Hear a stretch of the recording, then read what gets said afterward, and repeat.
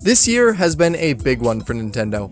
Not just one, but two of the biggest releases that we've had from them in a while. And of course, we all know which of the two is better. It's Pikmin 4, of course. Now you might be thinking, wow, the Pikmin YouTuber thinks Pikmin 4 is better. What a surprise. But what can I say? I really love Pikmin, especially Pikmin 4. I love Pikmin 4 so much that it's quite possibly my favorite game of all time, which is really impressive considering that I was worried it wouldn't be any good at first. What? No! This is just open world Pikmin! No! But now that I've played through the whole game, I'd like to go back and look at what makes the game so amazing. And also maybe find some not so amazing things along the way. Guys, come on, pick up the apple. Pick it up. Stop! Stop locking onto the dead corpse there. Carry the apple. No, stop locking onto everything but the apple. So without further ado, let's get right into the video.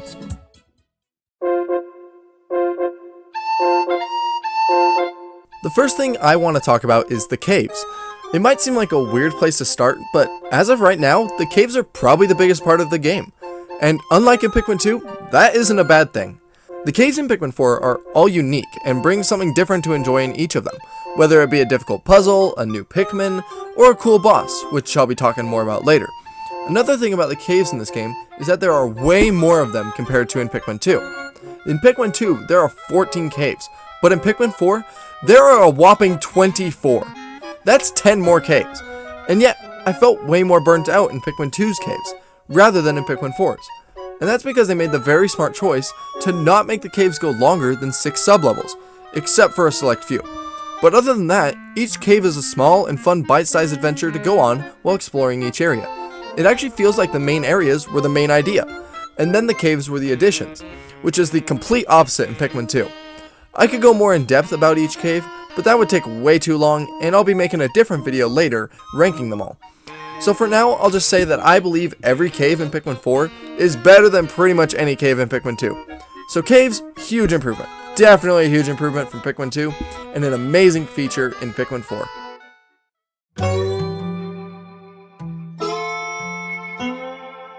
Next up is the other part that makes up the majority of the game along with the caves, which is the main areas. Every single area in this game is so well made and adds so much to what you can do in the game, like swimming to the bottom of a tide pool or climbing to the top of an outdoor grill. There's just so much you can do in these areas, and each area has its own kind of design and feel to it. The Sunspeckled Terrace is like a standard Pikmin area, the Blossoming Arcadia is more peaceful, Serene Shores is sunny and full of water, Hero's Hideaway is unique and more puzzle based, the Giant's Hearth is rugged and cozy, and the Primordial Thicket is mysterious and eerie. But even though they're all different, they are all perfect in their own way, and it would be really hard for me to choose which one is my favorite.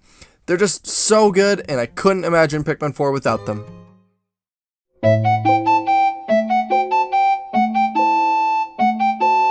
Now it's time for this little goober right here, everyone's favorite little space dog, Ochi. This guy is one of my favorite additions to this series ever. He's just so cute and his expressions are absolutely perfect. But not only is he so freaking adorable, he's also incredibly powerful. At his weakest, he can carry a weight of 3 by himself, and he can kill a dwarf bullworm or something along that power level, which doesn't exactly sound the best, but that's at like the very beginning of the game. At his strongest though, he can carry a weight of 100, swim in and carry things out of water, carry your entire squad of Pikmin almost anywhere, charge at enemies, and if the charge doesn't kill the enemy, then it will stun them and launch all of your Pikmin onto the enemy, pretty much killing it instantly. And he can also act as a second captain if you need him to. He is literally the most powerful thing in this game. Okay, maybe not quite the most powerful, but when a tiny cute space dog can 1v1 against a smoky prog and win, I'd say he's pretty powerful. But even though he's so powerful, he is pretty balanced as well, because you have to collect enough raw material to buy armor upgrades for him, and you have to rescue a lot of castaways for him to become super powerful with all his buffs, because when he doesn't have his buffs, he gets bullied by some of the more tame enemies in this game, like fiery blowhogs and candy beetle larvae. When I first watched the trailer, I thought Ochi was broken and that he'd ruin the game. Pikmin. What the heck is this? But now, he is, like I said, one of my favorite additions to this series.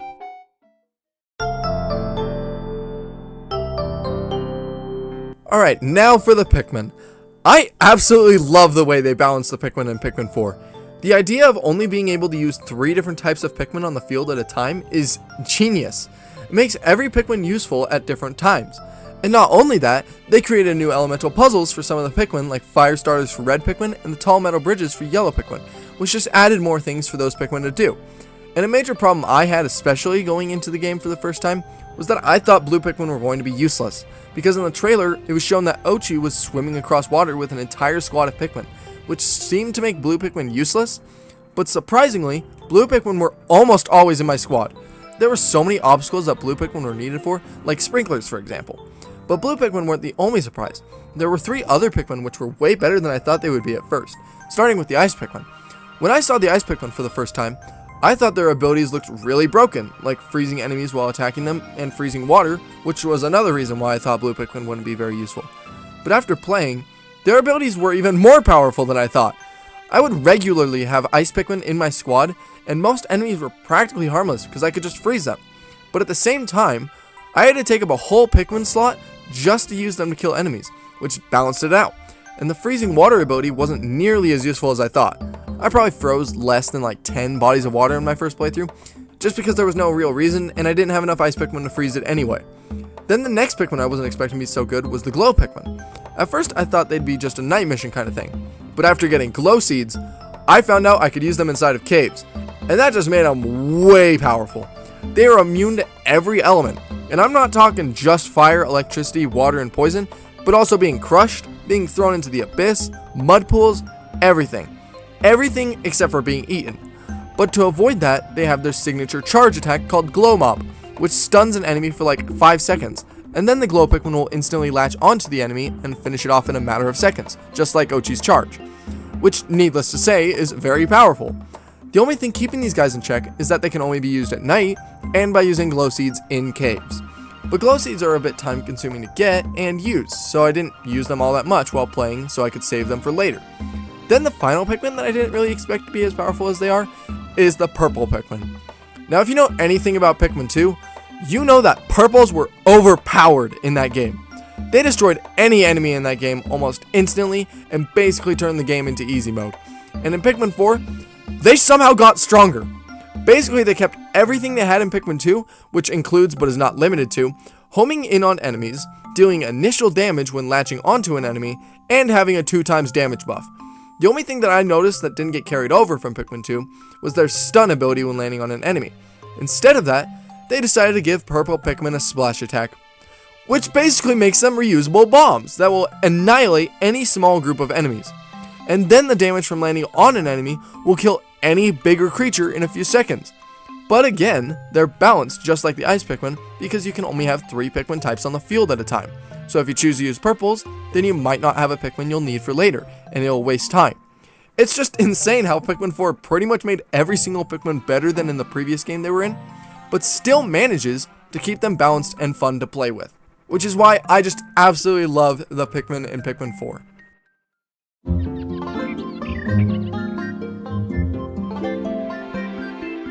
Now for the onions. Once again, I love how these were taken care of in this game. Having to find and bring back the onions is a very cool idea, and I loved anticipating when I would find another one, and which one it would be. Another thing about collecting the onions is that each one of them were hidden in a cool and unique way, like how the ice onion was in the freezer at Hero's Hideaway, and one of the blue onions was hidden in a pool on top of the sandcastle in the Serene Shores. Then there are the white and purple onions, which are hidden in the Sage Leaf Trial, which are way harder to get. But that makes sense, because whites, and especially purples, are some of the best Pikmin in the game. So having to do a challenge in order to get them is basically mandatory. There is one more thing to talk about in this section, and that is Flarlick.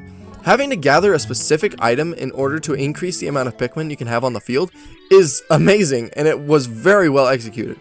It also helps to balance the Pikmin abilities by only allowing you to have a certain number of Pikmin on the field, and the only way to get more is if you take the time to go get the Flarlick. The only disappointing thing about Flarlick is that you still can't go over 100 Pikmin on the field. Any Flarlick you gather once you reach 100 just turns into nectar and spicy spray. And while it's unfortunate that we won't be able to have 140 Pikmin on the field at a time, it's probably best for game balance that we don't.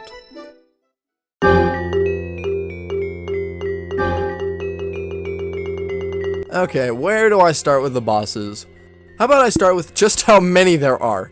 In total, there are a whopping 25 unique bosses in the game, and that's not including the giant versions of normal enemies, like the giant Bulborb and the giant Wollywog. Wait, my bad. Wally Hop. Such a stupid name change. But many of these bosses can be found multiple times in a bunch of other places as well, so there's really a lot more than 25 of them. A lot of them are also remakes of old bosses, like the Horned Cannon Beetle, Smoky Prog, and the Puffstool, which I love to see again because I love them in Pikmin 1 and they haven't been in a game since, so it's nice to see them show up again. And if you saw my video of me exploring the Engulfed Castle, then you'll know how excited I was to see the Water Wraith again. Oh shoot. Oh boy. He's here. Oh my gosh. He's beautiful. They also added in a bunch of new variants of bosses, like the Toxstool, which is a poisonous version of the Puffstool, and the Sovereign Bulblax, which finally tells us why the Emperor Bulblax in Pikmin 1 is way stronger than the one in Pikmin 2. But other than the remasters and variants, there are also 10 entirely new bosses, and they're all amazing additions to the series. But my favorite, and apparently everyone else's as well, has to be the Groovy Longlegs. We all saw him in the trailer, but I don't think anyone expected the boss fight to be as good as it is. The stomps going to the beat of the music, and him changing color and speeding up based on how well you were doing was so fun and thrilling. To keep this short, I'll leave this here, but I'll be talking more about the bosses in a boss ranking I'm planning on making later, so stay tuned for that. But for now, let's just move on to the next one.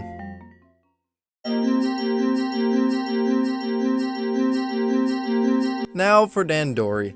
If you can believe it, I again love this addition to the game. It's a genius way to change the mission mode in Pikmin 3 from an incredibly fun side mode into an incredibly fun part of the main game in Pikmin 4. It was also a cool way to seamlessly add a way to find leaflings in the game, which are a major plot point. And another cool thing about the Dandor challenges is that they can be as easy or as hard as you want.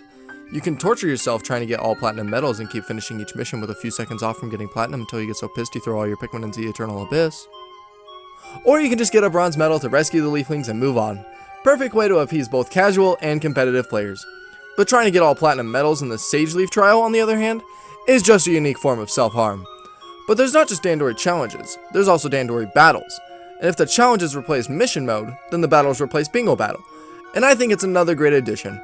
Although I wish there were more maps to play on than just the 5 from the main story, but all in all, absolutely amazing additions to the series.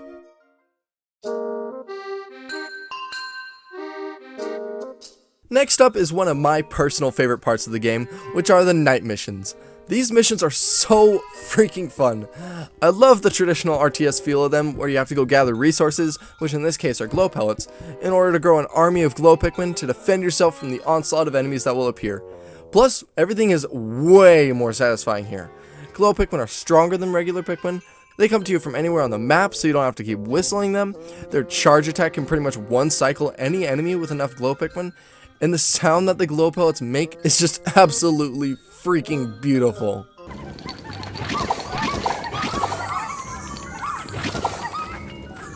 Also, Night Mode introduced the Smoky Prog back into the series for the first time since Pikmin 1, and to say I was hyped would be an understatement. Unfortunately, I don't have footage of that reaction, but just imagine how hyped I was. Night Mode was something I'm pretty sure everyone who was waiting for Pikmin 4 wanted, and it absolutely delivered in the best way possible.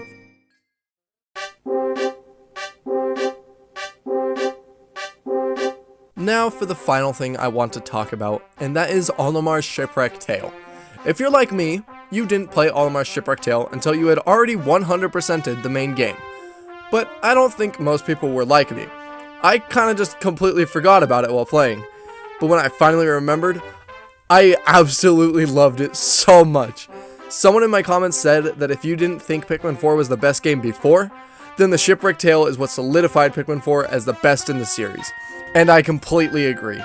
Pikmin 1 was my favorite game in the series before, and Shipwreck Tail being basically Pikmin 1 inside of Pikmin 4 was so cool. And the Pikmin 1 motifs and the remix songs that played were so beautiful. And playing through the first 4 areas of the game again after already completing them before made me appreciate the areas so much more than I already did. Basically, Olimar's Shipwreck Tail was what turned Pikmin 4 from a 10 out of 10 into an 11 out of 10. It was the perfect topper for the most amazing game of all time.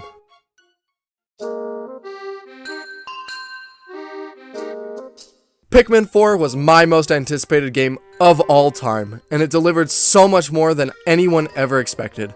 It was the most perfect addition to the series, and honestly, I can see why it took over 10 years to make, and it was worth the wait. And with the success of the Pikmin series recently, hopefully we won't have to wait much longer for more, whether it be DLC or another game, who knows. But with that, if you enjoyed this video, then make sure to like and subscribe for more. But for now, I've been AKB Rhino, and I'll see you in the next video.